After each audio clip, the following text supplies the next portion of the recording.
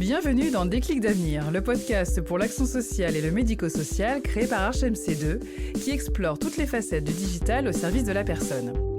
Découvrez dans chacun de nos épisodes comment les nouvelles technologies accompagnent le parcours de vie des personnes fragiles et participent à l'évolution de votre métier pour une société plus désirable. Déclic d'avenir, nouvel épisode, c'est parti. Un grand bonjour à tous, je suis ravi de vous retrouver pour la seule émission qui décrypte pour vous, vous le savez, les enjeux de la digitalisation du service aux personnes à destination des professionnels du secteur. Et méfiez-vous des contrefaçons. Ce mois-ci, encore un beau sujet, et si l'habitat partagé Alzheimer montrait la voie. À mes côtés, Arnaud Dugluet, vice-président d'HMC2, le digital au service de la personne. Salut Arnaud. Bonjour. Deux super invités encore, comme à chaque fois. On est d'accord ? Comme à chaque fois. Évidemment. Honneur aux dames, Christine Tabunka. Bonjour Christine. Bonjour, merci Vous de votre accueil. êtes directrice générale de la Fondation Médéric Alzheimer. C'est moi qui vous remercie d'être là. Et Christophe Léger. Bonjour Christophe. Bonjour. Vous êtes directeur de l'association Famille Solidaire des Hauts-de-France. Vous allez nous aider finalement à bien définir le rôle des habitats partagés dédiés aux personnes atteintes de la maladie d'Alzheimer et apparentées et voir pourquoi et comment ces habitats partagés peuvent devenir une solution d'avenir pour les personnes atteintes d'Alzheimer. On n'aura pas trop de 40 minutes, je crois, pour faire le tour et partager un peu toute votre expérience. Je parlais d'expérience, on peut peut-être revenir sur la vôtre, Christophe, qui est assez étonnante. Étonnante, je ne sais pas. C'est vrai que j'ai travaillé pendant 10 ans dans le secteur de l'aide à domicile, comme co-dirigeant d'une structure.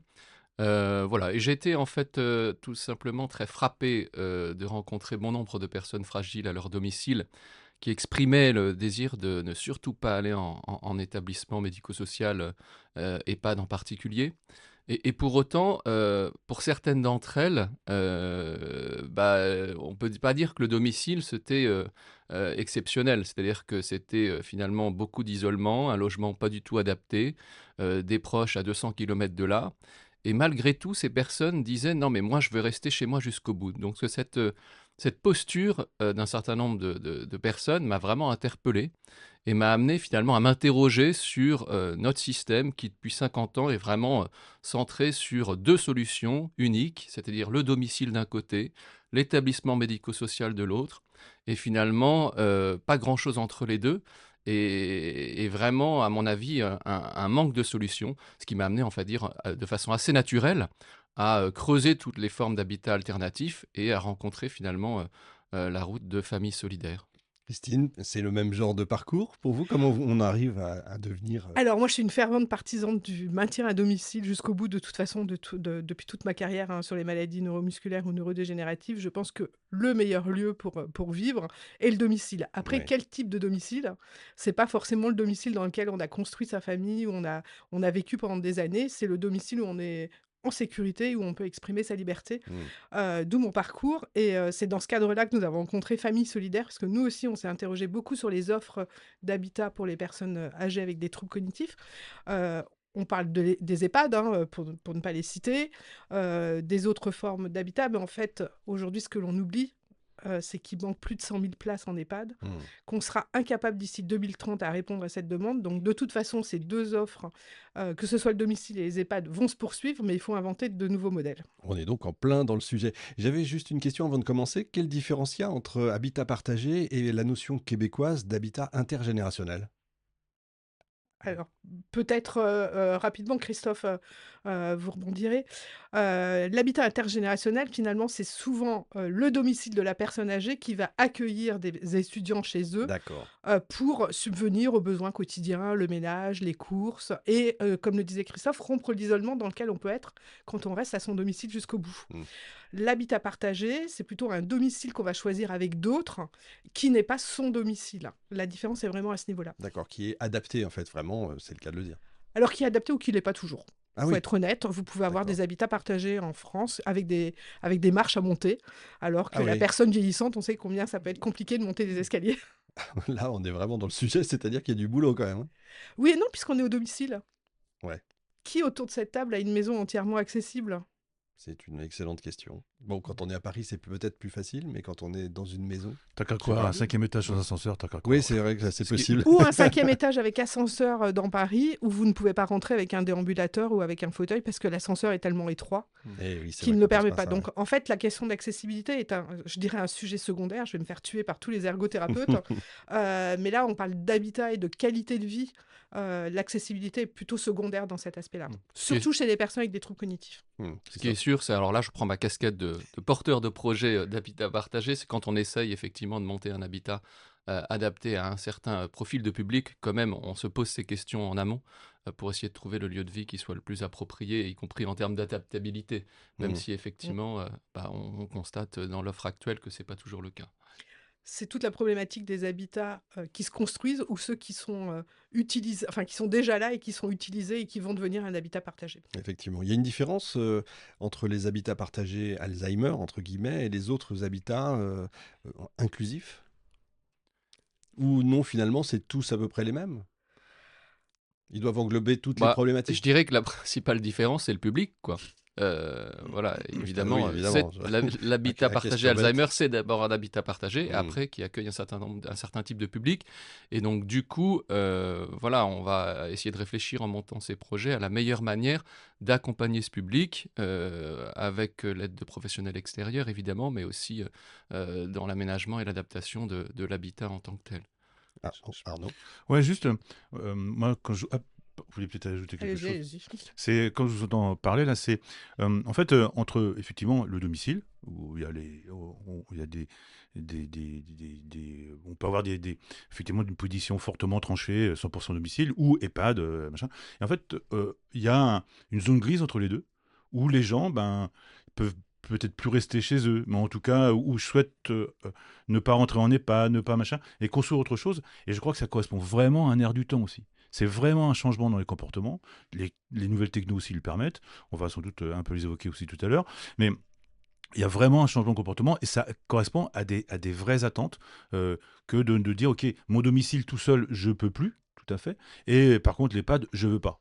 Moi, j'ai une anecdote personnelle. Un appartement en banlieue, en banlieue, pas en province, construit dans les années 2000, ouais, incapable de faire entrer dedans un fauteuil roulant.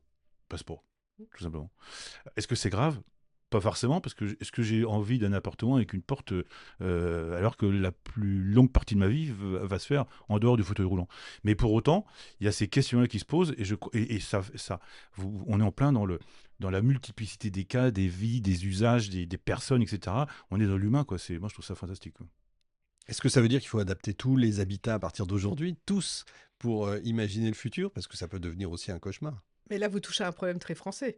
On parlait du Canada tout à l'heure, vous allez au Québec, quand une personne achète une maison, elle pense tout de suite accessibilité, et souvent les maisons sont sur 2 étages en disant, pour mes vieux jours, je serai au rez-de-chaussée et je profite de l'étage que je Ouais. laisserai à mes petits-enfants. En fait, en France, le gros problème des Français, c'est qu'on n'anticipe pas notre vieillissement. On n'anticipe rien, en fait, en France, j'ai l'impression. Ça, c'est Je un vais autre rester sujet. sur le sujet du vieillissement, ou sinon il va nous falloir 2 heures. Mais en fait, on n'anticipe pas son vieillissement.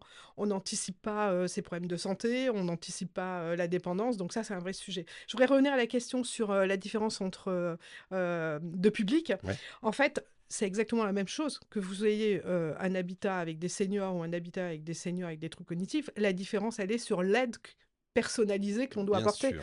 Et l'avantage de ces habitats, qu'ils soient pour seniors ou qu'ils soient pour personnes âgées avec des troubles cognitifs, c'est de personnaliser les besoins et de répondre à ces besoins. Donc, en fait, oui, il y a une différence, mais pas vraiment, puisque l'objectif premier de ces habitats, c'est de répondre aux besoins.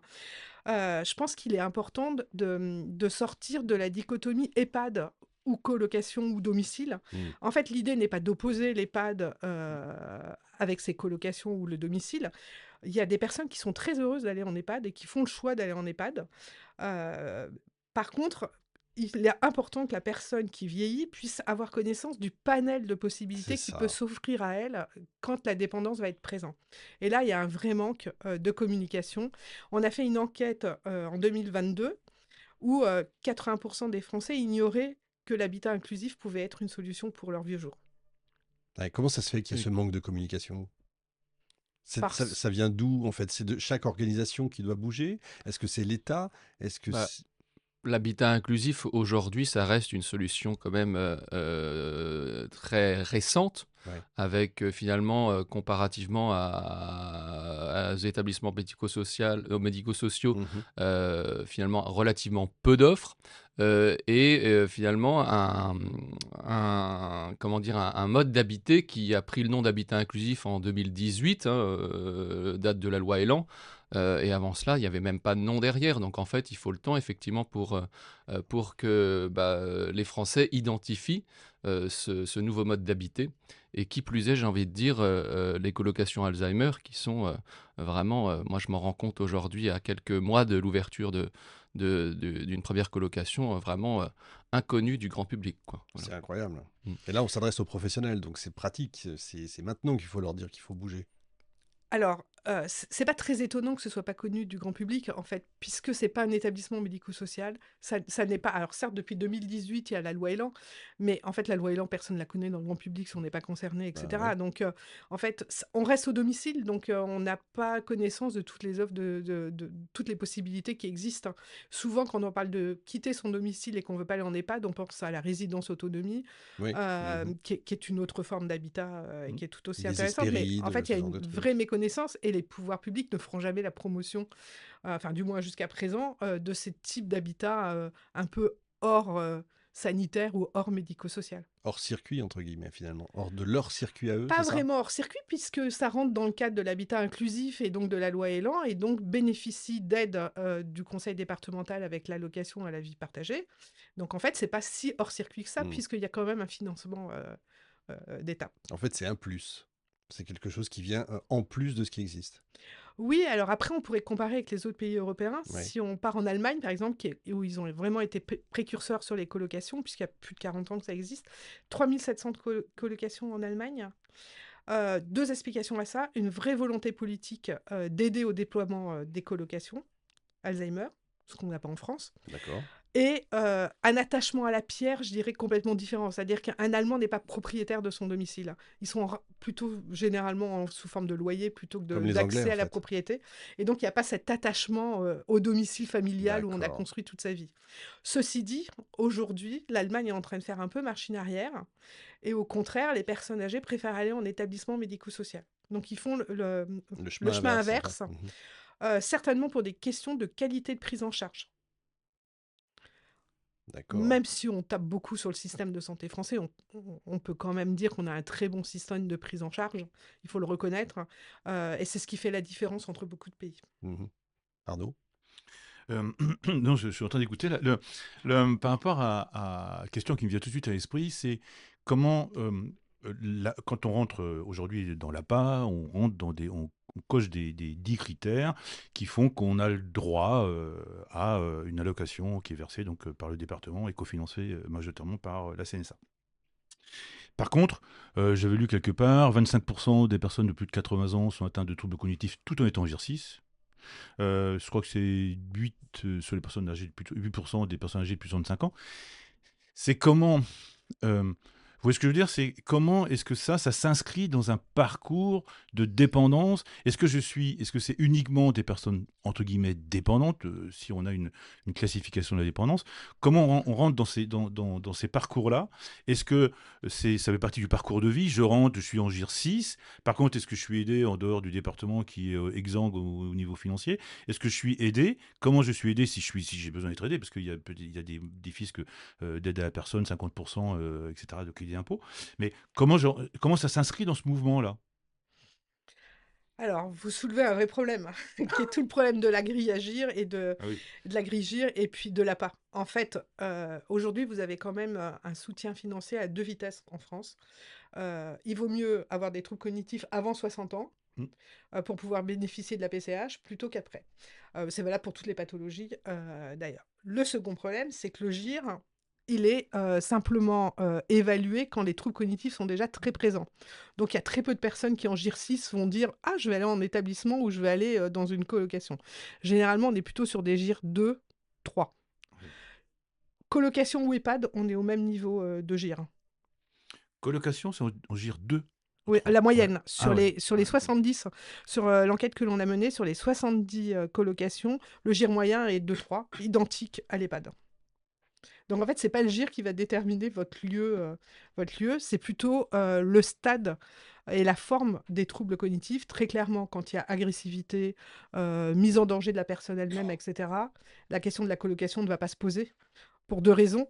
Vous intégrez un collectif, on ne va pas risquer de mettre en danger les autres colocataires ou d'accélérer encore plus le handicap de la personne. Donc en fait, plutôt que de parler de GIR, c'est plutôt du stade de la maladie. Après, vous parliez de parcours de soins. Il faut quand même savoir que les consultations mémoire ont découvert l'existence des colocations Alzheimer il y a 6 mois dans un webinaire que l'on a fait. Vous avez la présidente de la Fédération des consultations mémoire qui a dit « Ah, mais je ne savais pas qu'il y avait d'autres solutions que l'EHPAD ». Donc voilà, vous avez la réponse. Mais c'est vrai que c'est important de ne pas considérer finalement les colocations Alzheimer comme un mode d'habiter entre le domicile et l'EHPAD et avant l'EHPAD. C'est-à-dire qu'en fait, c'est une autre forme d'habiter possible. Et effectivement, on peut finir ses jours en colocation Alzheimer dès lors qu'effectivement, voilà, on est capable de vivre avec d'autres et qu'on a effectivement un comportement compatible avec une vie en collectivité, en fait. Et ce qui est important, Christophe, c'est effectivement, on peut aller jusqu'au bout de la vie en colocation, ce qui est le cas également dans les autres formes d'habitat. La différence, ça va être l'accompagnement. En fait, mourir à son domicile est la plupart de la volonté de nous tous, hein. Et donc, les colocations ont une vraie force, c'est les partenariats qu'ils peuvent créer avec les réseaux qui existent, hein, notamment les réseaux de soins palliatifs, les équipes mobiles de gériatrie, et ce qui permet cet accompagnement jusqu'au bout. Sans éviter l'hospitalisation quand elle est nécessaire, bien évidemment. Oui, parce que fin de vie à domicile, ça reste quand même la fin de vie, vraiment fin de vie, dernier souffle à domicile, ça reste quand même assez compliqué. Et dans la prise en charge, dans son financement, etc. etc. Et par contre, là, ce que vous proposez dans ce style d'habitat, c'est effectivement, il y a une équipe qui gère, qui participe au quotidien des habitants et qui les suit au quotidien. Ça, c'est du 100%, quoi. C'est du 24-24. Alors en fait, on va dire il y a plusieurs équipes. Oui, bien sûr. Alors il y a évidemment des aides à domicile, voilà, qui se relaient 24 heures sur 24 de manière à pouvoir accompagner les habitants dans les gestes de la vie quotidienne. Oui, c'est des structures comme les tiennes avant, c'est des structures de domicile classiques qui des structures d'aide à domicile. Intervenir des réseaux classiques. Absolument, absolument. Voilà. Et donc en général, on a 2 aides à domicile en journée et une aide à domicile la nuit. Hein, tout dépend après évidemment du nombre d'habitants, mais en moyenne c'est à peu près ce qu'on constate. Voilà. Après, on a sur le plan de l'accompagnement de la santé, après tous les professionnels de santé de ville qui peuvent intervenir en fonction des besoins. Hein, évidemment, il peut y avoir en complément le passage d'un SIAD s'il y a des soins infirmiers, évidemment le passage du médecin, le kiné, l'orthophoniste. En fait, c'est un domicile. Donc okay. voilà, on s'appuie sur les ressources du territoire comme on s'appuierait au domicile individuel. Voilà. Et puis après, on peut effectivement s'appuyer sur on va dire des professionnels un peu plus spécialisés dans l'accompagnement de la maladie d'Alzheimer, type ESAD. Voilà, il peut y avoir aussi un partenariat quand il y a des hospitalisations avec les unités cognitivo-comportementales du territoire. Enfin voilà, en fait, on s'appuie vraiment sur les ressources qu'il y a autour pour pouvoir amener dans la colocation tout ce dont les personnes ont besoin sur le plan de la santé. Mais il ne faut pas s'arrêter que sur ce sujet de la prise en charge médicale, si je puis me permettre. En fait, le but, c'est que les personnes qui sont présentes dans la colocation puissent être acteurs de leur vie. Voilà. Et donc, en plus de l'accompagnement médico-social et médical, on a évidemment un ou une coordinateur de vie sociale et partagée, qui est une personne qui est là pour écouter les habitants, entendre ce qu'ils veulent faire, seuls avec les autres, et mettre tout cela en œuvre avec les partenaires du territoire, qui vont là être plutôt des associations, des commerçants, la mairie, activités de loisirs faciles d'accès. Voilà, toute cette partie-là qui, on va dire, de maintenir des activités stimulantes au sein du logement et choisies surtout par les habitants, ça fait partie intégrante de ces projets de colocation. Voilà. Ce qui est important dans ce que vous avez dit, Christophe, c'est être acteur de son projet de vie et de sa propre vie. Et c'est la même chose sur les soins médicaux. C'est-à-dire que la personne, elle peut continuer à consulter son médecin généraliste, elle peut continuer à voir le kiné qu'elle avait l'habitude de voir, etc. Ce qui ne serait pas possible si elle intégrait un établissement médico-social. Donc là aussi, c'est respecter le choix de la personne. Alors évidemment, au final, on se rend compte que très souvent, il y a mutualisation. C'est-à-dire qu'un kiné qui vient, ah, tiens, il a l'air bien, finalement, je vais faire appel à lui aussi. Mais il n'y a pas cette obligation-là. C'est-à-dire que la personne peut garder ses équipes médicales qu'elle a l'habitude d'avoir. Alors, il y a un appartement, il y a un logement qui est mis à disposition où, parce que j'avais entendu, Christophe, que tu recrutais des locataires, quoi, en fait, en gros. Et je suis locataire, ça m'intéresse, la prestation m'intéresse, je viens te voir, je m'installe et je bénéficie à la fois donc des prises en charge plutôt sanitaires et médico-sanitaires, on va appeler ça comme ça, avec les SAD, etc., mais aussi de tout l'accompagnement qui fait la vie en fait. C'est ah tiens, il faut que j'achète le coiffeur, ah j'ai ça, et peut-être qu'il y a des jeux, des parcours qui permettent d'anticiper un peu l'évolution de la maladie, etc., etc. C'est tout ça aussi que vous apportez en fait. En fait, si tu questions décides de venir vivre dans la colocation, tu t'installes chez toi. Voilà. Ok. Effectivement, il va y avoir une personne de l'association qui va accompagner au quotidien justement le projet social de la colocation, les envies communes et les envies individuelles aussi d'ailleurs. Et donc ça, effectivement, dans ce logement, il y a ce ou cette animatrice de vie sociale et partagée. Voilà. Après, voilà, les professionnels de santé, les aides à domicile, c'est chacun qui participe au financement des aides à domicile. La différence, c'est que quand on est 8 sous le même toit, on peut diviser la facture par 8. Voilà. Et du coup, le coût de l'accompagnement 24 heures sur 24 est évidemment moins onéreux que si j'étais tout seul chez moi. Voilà. Mais il y a un principe quand même de solidarité et de mise en commun de ces aides à domicile.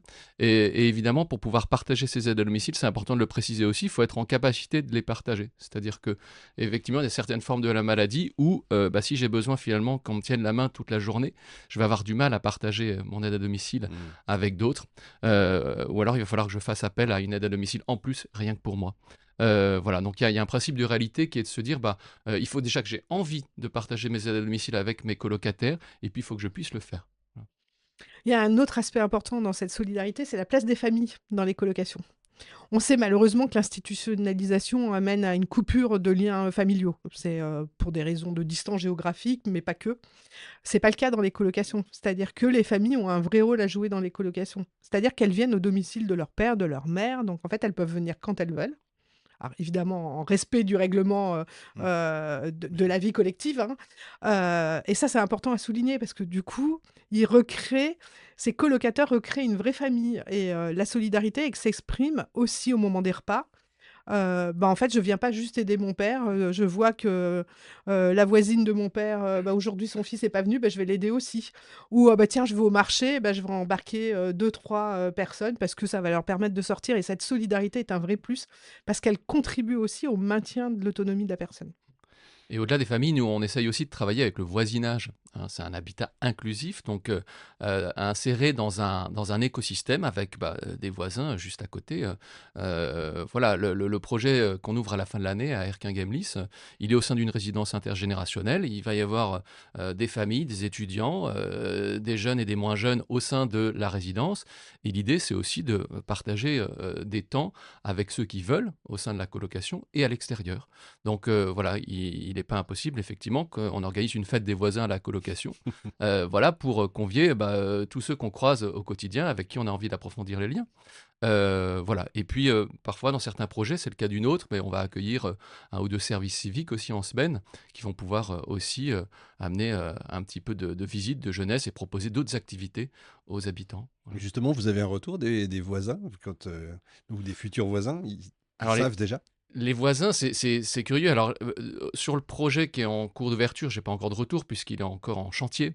Par contre, sur une colocation que Famille Solidaire a ouverte en Alsace il y a déjà 3 ans et demi de cela, on s'est rendu compte qu'il y avait énormément de réticence au départ à s'installer dans la résidence qui était en construction avec plein d'appartements qui étaient en vente sur plan.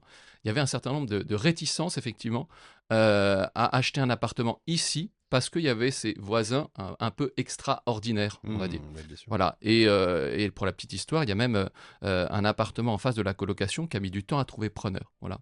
Et l'histoire de la fête des voisins, si je vous la raconte, c'est que c'est pas un hasard, c'est qu'elle a vraiment eu lieu dans J'imagine, cette ouais. colocation alsacienne et que ça a été un véritable succès. C'est-à-dire que non seulement il y a eu énormément de participants, mais il y a beaucoup de voisins qui sont venus à cette fête et qui ont exprimé finalement le fait que cette colocation leur avait ouvert les yeux sur leurs voisins extraordinaires, avec des témoignages tout simples, mais du style Mamie Jeanne, en fait, tous les matins, elle me tient la porte.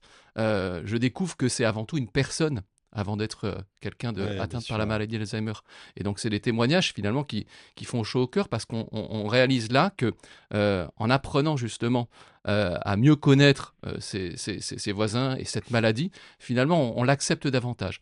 Et aujourd'hui, bon nombre des voisins qui sont ici en Alsace, pour rien au monde, ils décideraient de quitter cet environnement où finalement, ils trouvent complètement de l'intérêt à avoir aussi des voisins un peu plus fragiles. C'est des belles histoires à C'est- raconter, justement. C'est noté Facebook, ton affaire.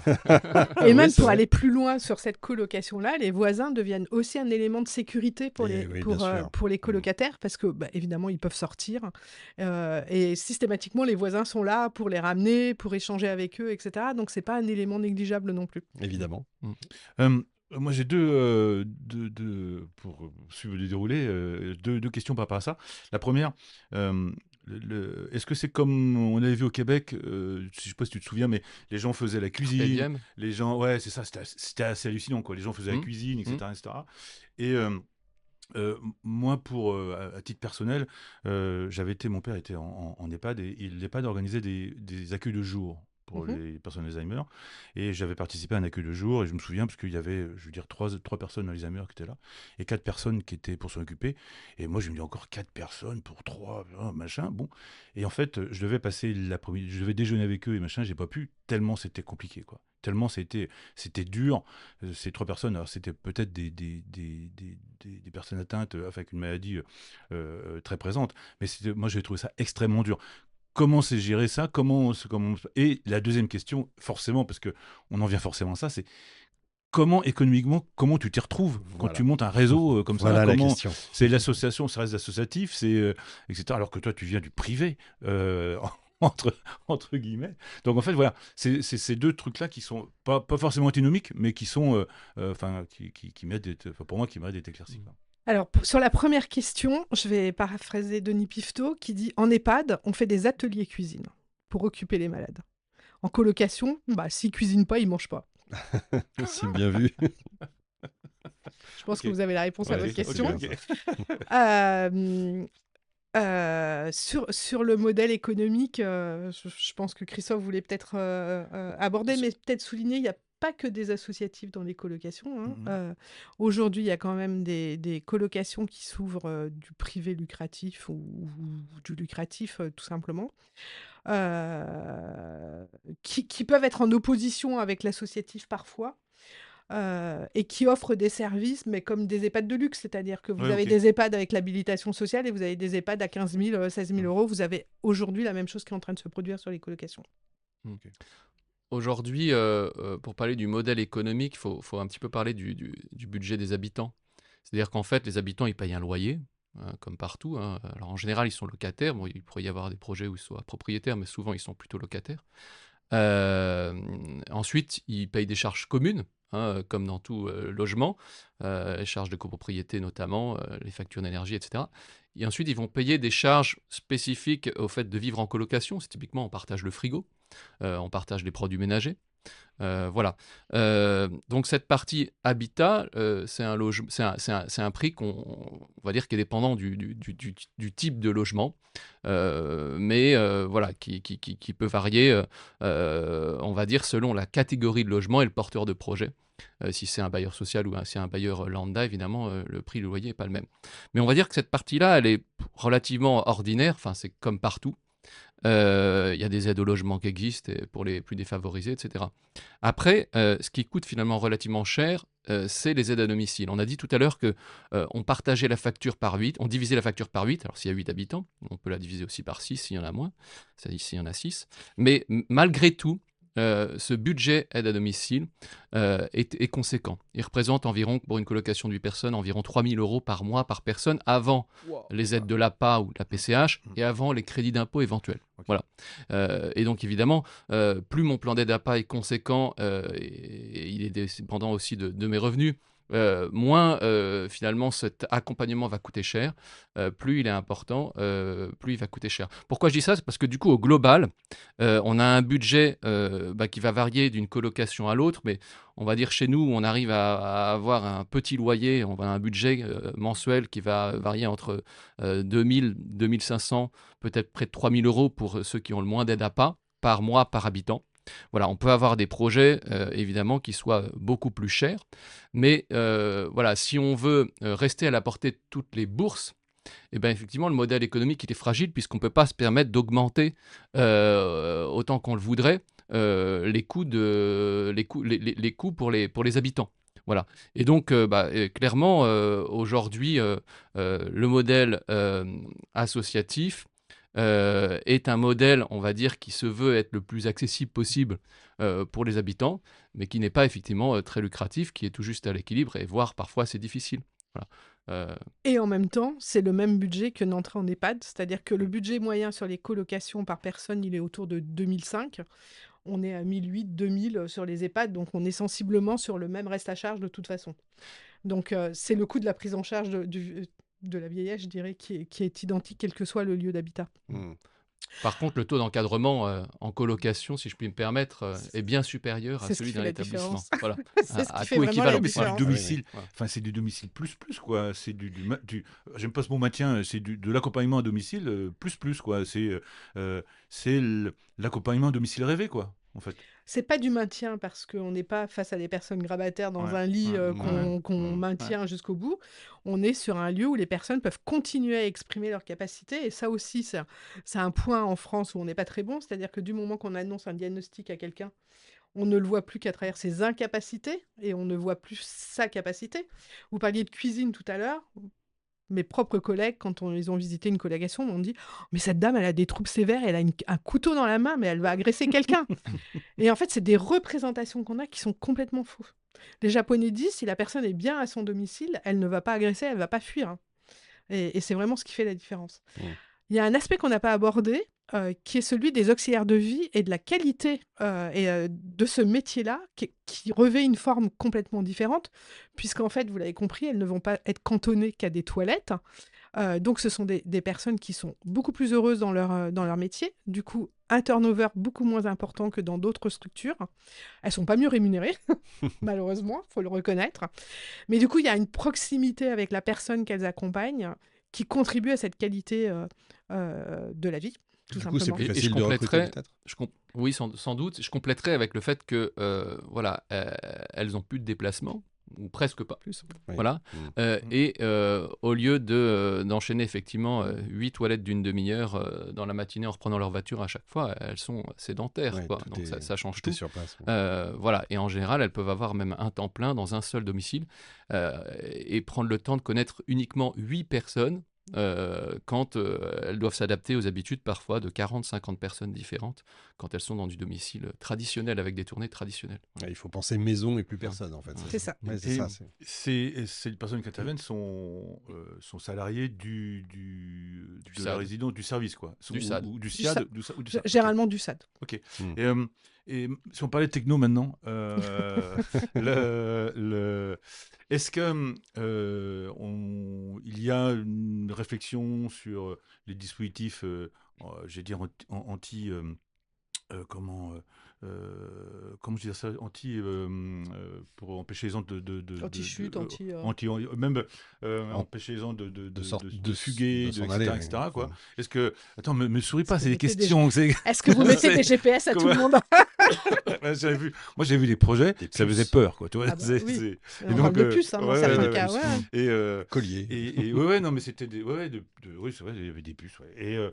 Mais est-ce que c'est est-ce que c'est des sujets, ça? Parce qu'en fait, l'outil de gestion doit mixer à la fois l'intervention du SIA, doit coordonner un peu tout ça.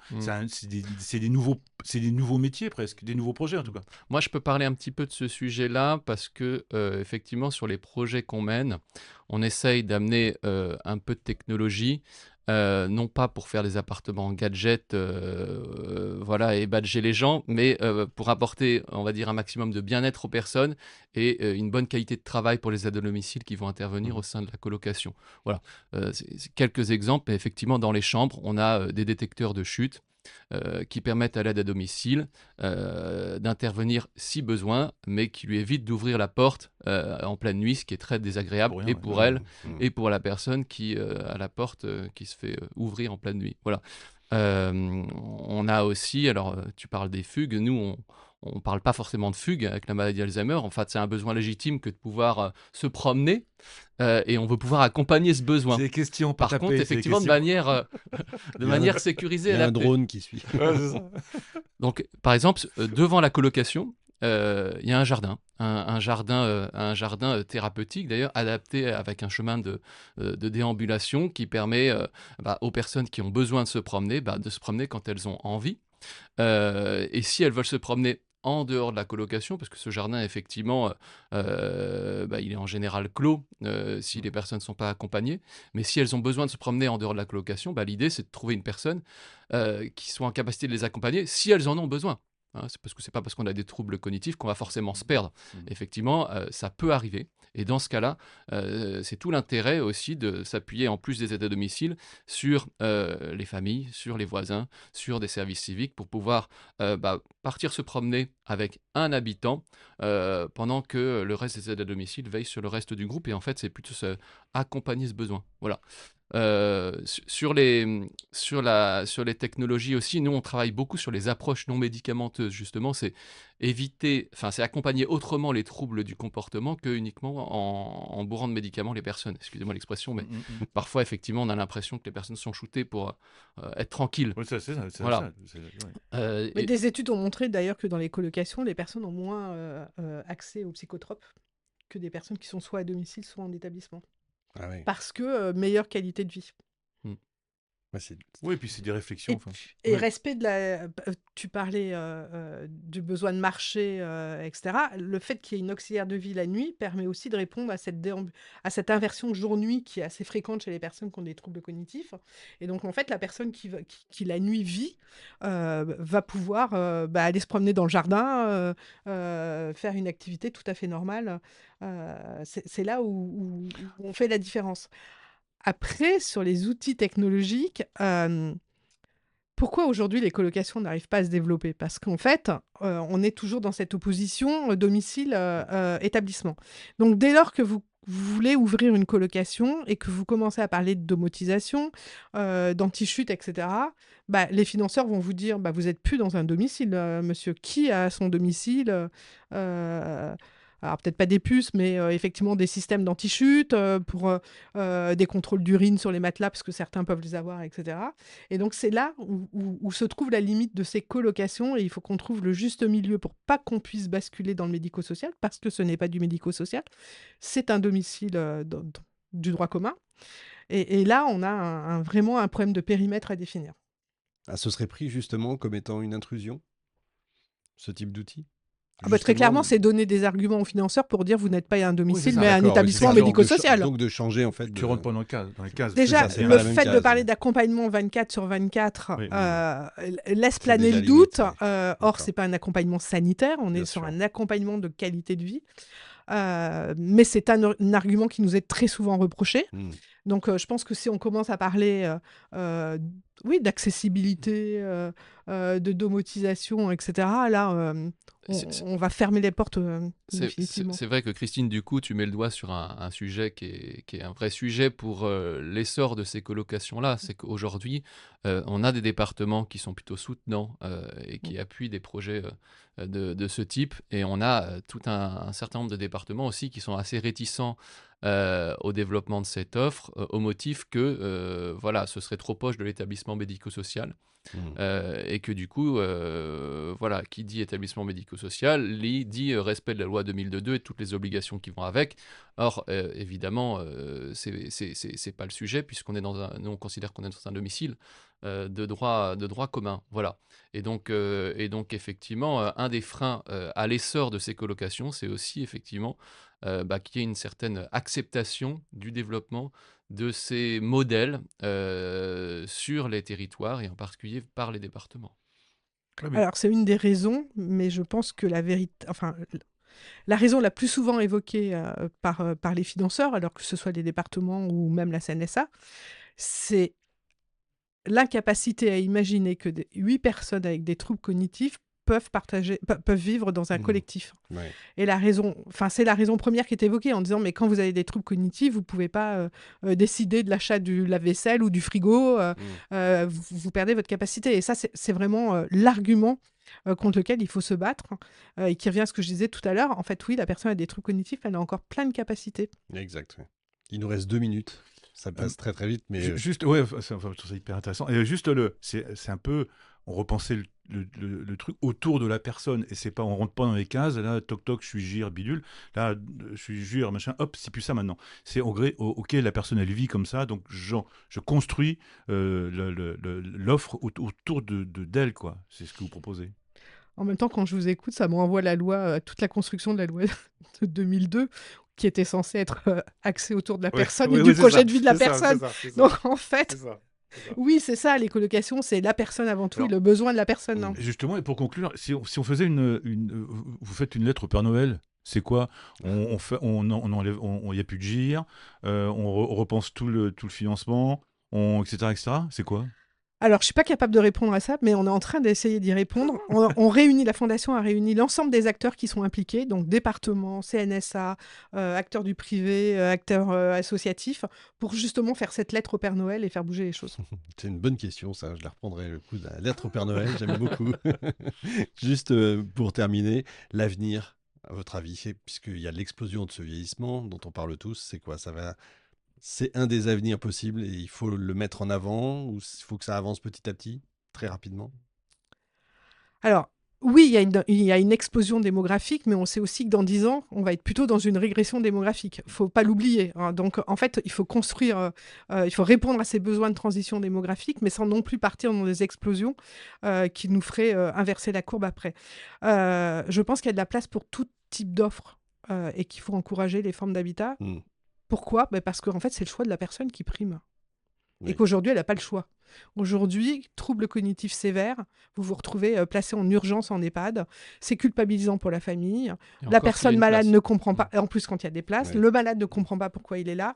Et on sait très bien que ça va accélérer la maladie. Donc, en fait, c'est plutôt anticiper. Anticiper, ça c'est le mot. Christophe? Oui, moi, en fait, je pense qu'il y a besoin effectivement de changer de regard sur la maladie.